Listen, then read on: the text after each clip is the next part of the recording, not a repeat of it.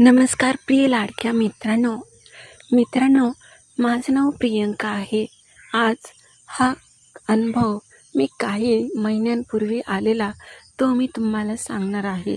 मित्रांनो, आम्ही शहरात राहायचो, मात्र आजूबाजूला खूपच नवीन असे लोक राहण्यासाठी येत असायची. आम्ही एका कॉलनीमध्ये राहायचो. सकाळची तशी मी एकटीच असायचे, मात्र आमच्याच बाजूला एक दुकान होतं कटिंगचं, आणि त्यामुळे त्या कटिंगच्या दुकानात पेपर टाकणारा रोज आमच्या घरी पेपर देऊन जायचा. कारण की ते दुकान थोडंसं उशिरा उघडायचं, मात्र तो आमच्या घरी पेपर ठेवायचा. मग शेजारचा दुकानदार आला की नेहमी आमच्याकडून पेपर घेऊन जात असायचा. त्या दिवशी पण तसंच झालं. तो घराकडे आला आणि मी एकटीच होते. मी नुकतेच घरातलं आवरत होते, मात्र तो पेपर टाकणारा तरुण आला आणि मला पाहतच बसला. माझं सौंदर्य, आणि मी त्याला मग घरात बोलवलं, तर त्याने कसं मला सकाळीच वेगवेगळ्या प्रकारे आनंद देऊन कसं मला शांत केलं आणि पुढे काय काय केलं तीच कथा आज मी तुम्हाला सांगणार आहे. मात्र त्याच्या आधी जर तुम्ही नवीन असाल आणि आपल्या चॅनलला अजून लाईक सबस्क्राईबच नसेल केलं तर प्लीज आता लगेच करून घ्या. तर चला मग कथेला सुरुवात करूयात. मित्रांनो, माझं नाव प्रियंका. तसं म्हणायला गेलं तर मी पण काम करायचे. 2-4 घरची धुणं भांडी आणि इतर काही असलं की त्याच्यामध्ये महिनाभर कसा पण जात असायचा. रूमचं भाडं आणि घरामध्ये लागणारे इतर वस्तू ह्याच्यामुळे खूपच तारांबळ उडायची.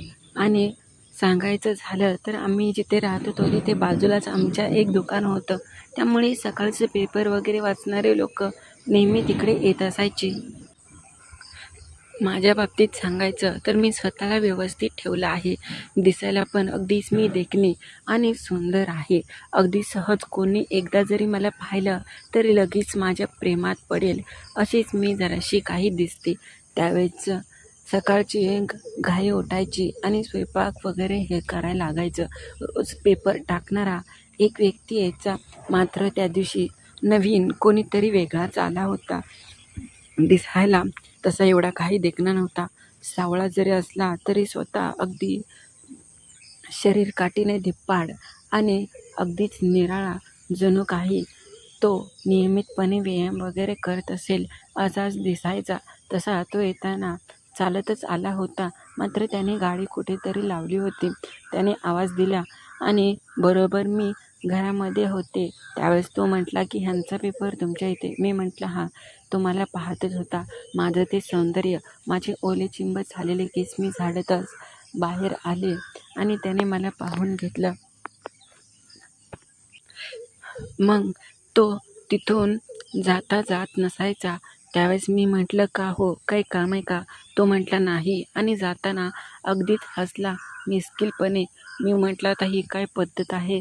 मात्र त्याने तसे केलं आणि गपकीन माझ्या मनात वेगळंच असं आलं. मग मी पण त्याला बाहेर आले आणि त्याला पाहत होते. तो एकदा दोनदा वळून पाहत होता. तसाच तो माघारी आला आणि म्हटला की तुमचा नंबर भेटेल का? तुम्ही एकटेच राहता का? असं विचारलं. त्याने खूप हिंमत केली, मात्र मला आज थोडंसं घाबरल्यासारखं झालं. आजूबाजूला मी पाहत होते, कोणीतरी मला पाहत नाही ना. मात्र आजूबाजूला कोणीसुद्धा नव्हतं आणि कोणीसुद्धा दिसत नव्हतं. त्यावेळेस मग माझी पण हिंमत वाढली आणि मग मी पण बोलू लागले, तुम्ही कसं काय आज? त्यावेळेस तो सांगू लागला की थोडंसं घरी काम निघालं आणि ते माझे चुलते आहेत जे रोज इकडे येतात. मी म्हटलं बरं, ठीक आहे. त्यावेळेस त्यांनीच मला तुमच्याबद्दल सांगितलं होतं. मी म्हटलं हो का? तुम्ही खरंच दिसायला खूपच देखणी आहात आणि तुम्ही इथे नवीन आहात वाटतं. ह्याच्या आधी मी 2-3 महिन्यापूर्वी इकडे नियमितपणे येत असायचो. मी म्हटलं हो, बरोबर ओळखलं, मी नवीनच आहे इकडे. मग तो मला बोलू लागला आणि नंतर मला पण खूपच बरं वाटू लागलं. त्यावेळेस मी म्हटलं अहो, इथे तुम्ही उभा राहून बोलताय, मात्र शेजारपाजाऱ्यांनी कोणी पाहिलं तर काय विचार करतील? तो त्याने असं बघितलं आणि म्हटलं मग मी आतमध्ये येऊ का? त्यावेळेस तो तसाच आतमध्ये आला आणि मग काय, आता काही टेन्शन नव्हतं. मात्र मला विचारणारं असं कोणी नसल्यामुळे मला पण काही एवढी काळजी नव्हती. त्यावेळेस तो म्हटला की तुमचं नाव काय? मी नाव सांगितलं आणि त्याला पण विचारलं काय करतो असं म्हटलं. तर त्यावेळेस तो म्हटला तसं मी मिळेल ते काम करतो, मात्र आता सध्या तरी मी हेच करतोय, दारोदारी जाऊन पेपर रद्दी वगैरे टाकायचं.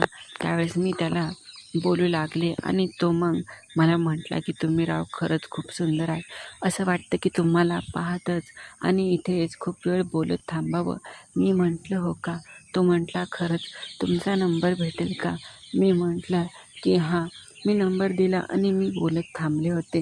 त्यावेळेस मी म्हटलं अहो तुम्हाला उशीर होईल जायला, नाहीतर तुमच्या घरातले वगैरे ओरडतील. त्यावेळेस तो म्हटला काम काय रोजचंच आहे, जरा थोडासा झाला वेळ म्हणून त्याच्यात काय एवढं. मग आम्ही दोघं तिथेच होतो. त्याला आम्ही म्हटलं चहा आणू का? त्यावेळेस तो म्हटला आणा की तुमच्या हातचा गोड चहा घ्यायला पण खूपच नशीबवान म्हणायला लागेल मी.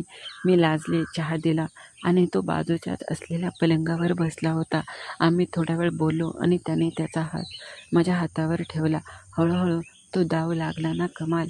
त्यावेळेस तो म्हटला की माझं तर आता सांगायचं म्हटलं तर खूपच मन होतंय तुम्हाला पाहून.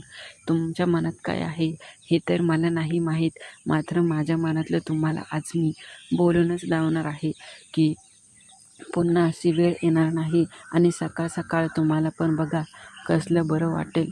त्यावेळेस मला पण तेच पाहिजे होतं. गेले कित्येक महिने मी असं काही सुख घेतलंच नव्हतं. मी ज्याच्या शोधात होते, आज ते स्वतःहूनच सुख माझ्या दारात आलं होतं, तर मी कशाला नाही म्हणणार. मग त्याने मला जवळ घेतलं आणि झाला ना सुरू. मी म्हटलं अहो थांबा, दरवाजा पुढे ढकलायचं तर विसरूनच गेले घाईमध्ये. तो म्हटला हो चालतंय, मला तर दमच निघत नाही, असं तो सारखा म्हणत होता. की मी दरवाजा पुढे ढकलला आणि तो पेपरवाला चांगलाच मला मिठीत घ्यावं लागला. त्याची करण्याची पद्धत खूपच निराळी होती. ह्याच्यातून त्याला चांगलाच अनुभव होता. मी म्हटलं की खूपच ह्याच्यात पटाईत दिसतोय. त्यावेळेस तो म्हटला अशा माझ्या मैत्रिणी खूप आल्या आणि गेल्या, मात्र तुझ्यासारखी अगदी सुंदर पहिल्यांदाच माझ्या मिठीत आहे. बघ इथून पुढे तुला कसलीच कमतरता भासणार नाही. जेव्हा पाहिजे तेव्हा मला मिळालं पाहिजे. हळूहळू मी त्याच्यासमोर होते आणि तो माझं सौंदर्य पाहून खूपच वेडापिसा झाला. खरंच खूपच कमालीचं आहे गं तू, अशी भेटलीस आणि रोज आता भेटत जा. मी म्हटलं हो. हळूहळू तो धावू लागला. त्याचं पाहून तर मी वेडीपिशी झाले. कमालीच्यामध्ये त्याच्यामध्ये बदल होता. तो ह्याच्यात नवखा नव्हता हे मला माहीत होतं, मात्र मी त्याच्यासाठी नवखीच होते. त्याने दिला बसून आणि देऊ लागला ना मला सुख. मी वेड्यासारखी त्याच्या पुढे होते आणि तो पण मला कमालीचाच आनंद देऊ लागला. आमचं हे सकाळ सकाळच चालू झालं होतं. त्याला पण कसलंच भान राहिलं नव्हतं आणि मला पण. मात्र त्याने मला सकाळ सकाळ आनंद दिला तो मी कधीच विसरणार नाही, असाच होता. नंतर मी म्हटलं आता जा, तुला उशीर होईल. तो म्हटला हां जातो. मग तिथून पुढे रोज सकाळी तो लवकरच यायचा आणि आल्या आल्या माझ्यासोबत चांगलाच चालू व्हायचा आणि मला सुख द्यायचा. तर कशी वाटली ही कथा ते नक्की कळवा आणि नवीन असाल तर आपल्या चॅनलला लाईक आणि सबस्क्राईब करायला अजिबात विसरू नका.